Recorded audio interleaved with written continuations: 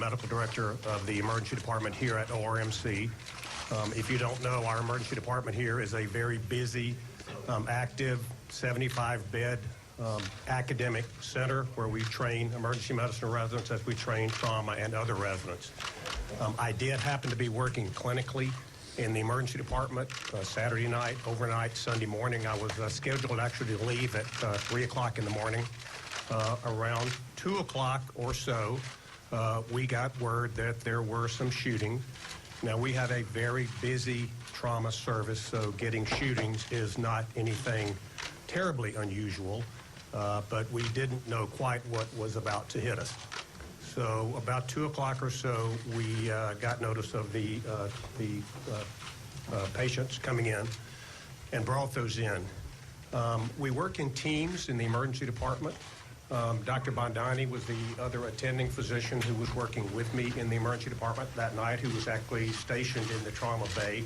Of course, due to the extent of the injuries here, we all took care of these patients, but I want Dr. Bondani to describe a little bit because she was there actually before I got there initially. Dr. Bondani, first and last name, please. Catherine Bondani, Kathryn Bondani. So, like Gary said, we got essentially a call saying that we had some gunshot wounds coming in.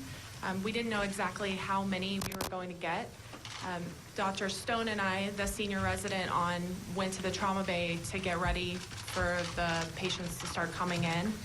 And our first patient was relatively stable, awake and talking to us, and we thought maybe they're all going to be like this, and that would be great. And then we quickly got 2 or 3 more that were very critical in nature. Several of our other senior residents came into the trauma bay, as well as Dr. Parrish, to start helping us triage the patients. The trauma team, Dr. Smith and his awesome residents came in and started helping us kind of figure out who was sick, who was the sickest, and what we needed to do. We quickly got about 5 patients, and that was a lot for us, and we thought maybe that was going to be it, and then they started lining up in the hallway.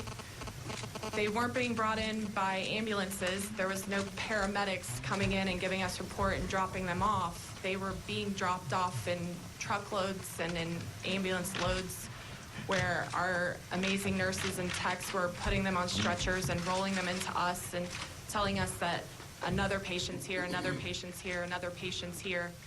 And quickly our trauma bay became full to capacity and we had to move people out. So Dr. Smith and Dr. Parrish and I started using the residents and quickly figuring out who was the sickest and who could move out of the trauma bay to make room for somebody else so that we could triage and treat everybody. And in a matter of 30 minutes, I think we had multiple surgeons coming in the door to help us out. I saw dozens of nurses who I knew were not on that night who showed up. I saw techs coming from everywhere. We had X-ray in there, we had blood in there, we had everybody in there trying to figure out who was sick and who wasn't.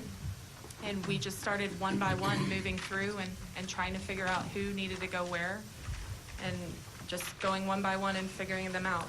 And I think that Dr. Smith was really the kind of team leader who helped us kind of triage and move from patient to patient. Let me just make a couple of comments.